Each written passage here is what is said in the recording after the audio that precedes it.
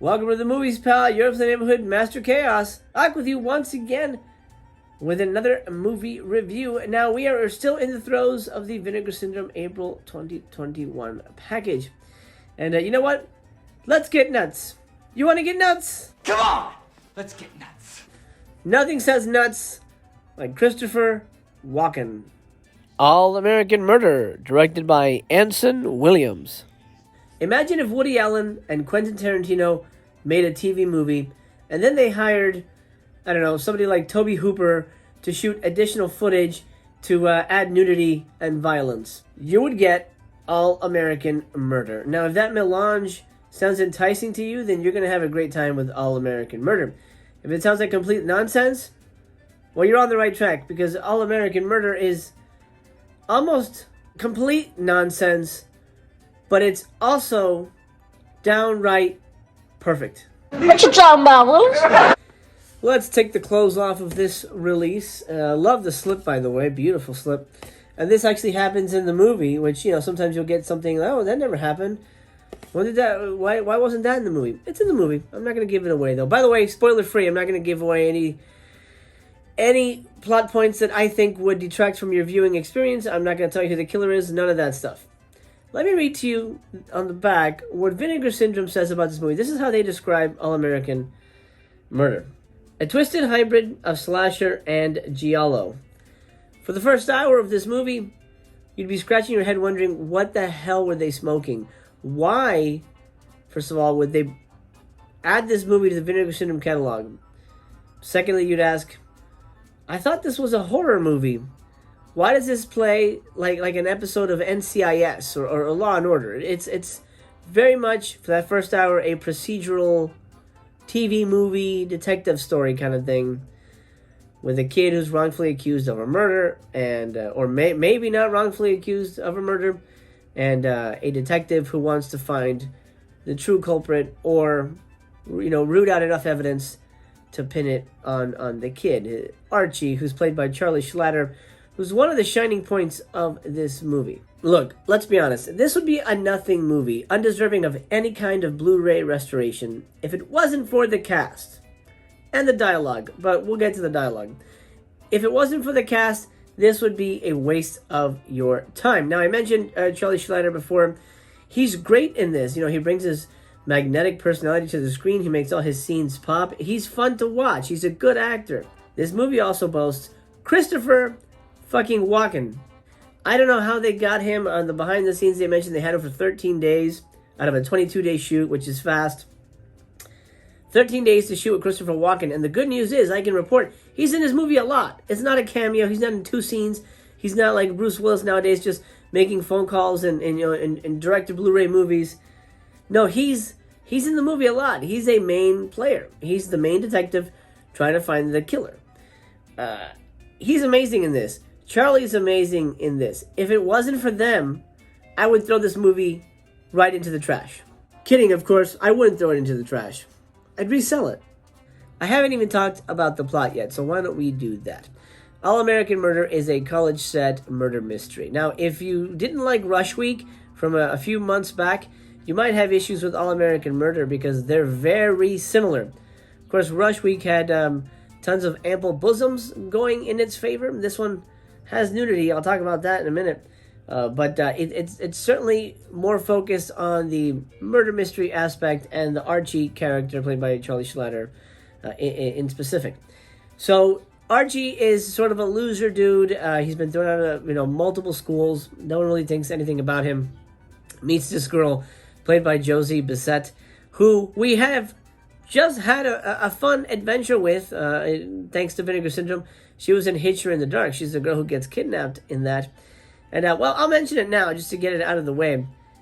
I'm pretty sure she's had a boob job. Because in Hitcher in the Dark, you see her naked, and, she's a young girl, so you can, I'm not going to put too fine a point on it. You know what I mean when I say she's a young girl. And in this movie, 2 years later, by the way, we see her naked again in this weird orgy flashback. And she's got a nice rack. She's got a nice, healthy rack. And it was her. I'm pretty sure it was her. So I'm going to guess she had a boob job of some kind in between Hitcher in the Dark and All American Murder. Is this the year of Josie Bissett? Let's go through her IMDb. Maybe there's something else that Vinegar Syndrome will drop on us. Who knows? Who knows? Anyway, I digress. Josie Bissett falls in love with Archie, and then one night she's murdered. Oh shit! What happened? Archie's the prime suspect. Christopher Walken is investigating. Did I say Christopher Walken?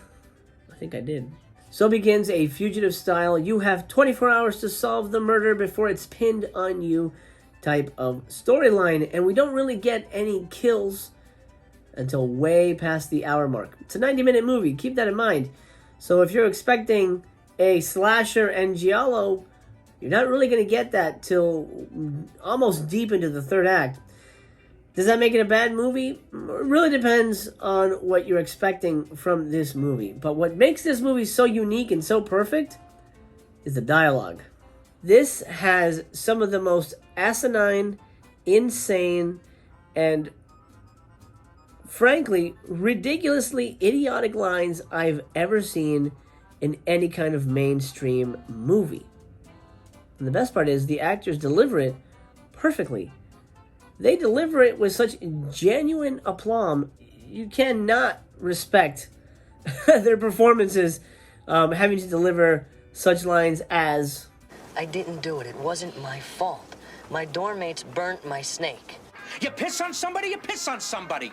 I never forget a face, especially if I've sat on it. I knew a girl named Leslie once. I used to call her the squirrel because she was always grabbing my nuts. She grabbed them so hard once she almost crushed them. I think she was my first crush. That's the problem with life, isn't it? Life, love, the whole salami. Every Christmas, I get 12 pounds of cheese. Of course it's my knife, you sausage. Now that's just a sampling. This whole movie, every scene, has a line or two or four that make you take a beat and want to pause it and really think about what just happened. What did they just say? What? What's happening? This is not how people talk. This is not how stories unfold. And that to me just adds to the uniqueness. For those of you who don't know, I'm a filmmaker, I'm a screenwriter. So I love listening to dialogue in movies, and I love seeing actors react to it. Halfway through the movie, I turned to Mistress Chaos, who watched it with me. By the way, she hated the movie. She hated the movie with a passion. We're of separate minds on it. Anyway, I say, hey, I feel like Christopher Walken probably just made his lines up as he went along, because it feels so weird, so bizarre. Turns out, in one of the behind-the-scenes features, is a 15-minute interview with Charlie Schlatter, and he admits that we had the writer on set, and Christopher Walken would come up and say, hey, can I say this? It's funnier if I say this, and if I do that. Chris Walken and I were sitting next to each other in the makeup trailer, as we would pretty much every day that he was on set, and he looks at me and he says, Charlie, you have nice teeth. And I said, oh, well, thanks, you know. He goes, my teeth are crazy, but they're strong. Things like that would happen. So Walken essentially made up his own lines, and you can really tell. Is it a good thing or a bad thing? It's really up to you. In my opinion, it's a great thing because it makes the movie unique. Now, originally, Don Johnson was going to play the Christopher Walken role, and Ken the Devil's Russell was going to direct. Wow. That would have been a way different movie. I don't know if Ken Russell would have made it better from the directing standpoint. I certainly feel Christopher Walken was an upgrade from Don Johnson. Like I said before, if it wasn't for the cast, this would be a nothing movie. If it wasn't for the dialogue, there'd be nothing to write home about when it comes to All American Murder. And I have a feeling, I don't know for a fact, but I have a feeling Vinegar Syndrome picked this movie because of all these bizarre elements. The first half feels very different from the second half. You know, the last 30 minutes, there's gory kills, there's a drill to the forehead, there's an orgy sequence with naked women. It's so strange. It almost feels like I mentioned, Tobe Hooper may be coming in and directing insert shots to spice the movie up, because the producer's like, well, nothing's happening in this movie, we need some titties, we need some kills. That's what it feels like, because it feels so out of place with how the movie begins. And the movie paints itself almost like, I mean, let's be honest, it's almost a Lifetime Channel movie with added gore and nudity. It's very strange. It's a very strange movie. And I think, in my opinion, that's what makes it perfect for the Vinegar Syndrome catalog. This, to me, is way better than Pale Blood or, gosh, what's another one? Party Line. Way better than those movies. I felt those were pretty lackluster films. But this is almost right up there. It's almost like there's a theme this year, 2021, right up there with Last Gasp. Now, a lot of people could find Last Gasp fairly boring. And that movie would be boring if it wasn't for the magnetizing performance by Robert Patrick. Without Robert Patrick, there's no movie. Without Christopher Walken and, to a lesser degree, Charlie Schlatter, there is no All-American Murder. It's all just trash fodder to be forgotten about. Luckily, those elements save it and make it a worthy and unique experience. I'm not going to bullshit you, though. This is a pretty shitty movie. It's kind of boring, and nothing really happens till the end. But the writing is pretty sharp, and you do get a beginning, middle, and end, which is nice. And you do get a really satisfying wrap-up. The whole denouement, when the killer is revealed, all that stuff is really great. It stretches credibility a little bit, but, you know, what slasher movie doesn't? So you do get the slasher movie, but just remember, the first hour feels like a Lifetime Channel, you know, TV movie. So I'm going to give All-American Murder 4 stars. I'm going to go with 4 stars. That's pretty high, but it's been a day since I've watched it. It's kind of set in my brain. And I think the more I think about it, the more I like it. It's a very interesting and very unique film. And while it might not necessarily fit perfectly with the Vinegar Syndrome oeuvre, I think it's one of those movies that's going to become a favorite staple down the line. A favorite staple, I should say, down the line. We'll see. It remains to be seen, but that's my feeling on it. You get an audio commentary from The Hysteria Continues. You get a 15-minute interview with Charlie Schlatter.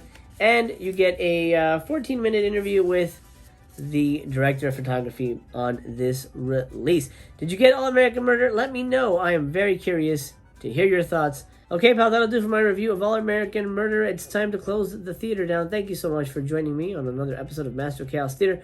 I hope you'll come back. I'll be here. Looking forward to hanging out with you once again. Okay, my friend, I hope this video has found you well. I love you. As a matter of fact, I love you just the way you are. Remember that. And let me grab the curtain, pull it across the silver screen here, and bid adieu because the theater is closed for now.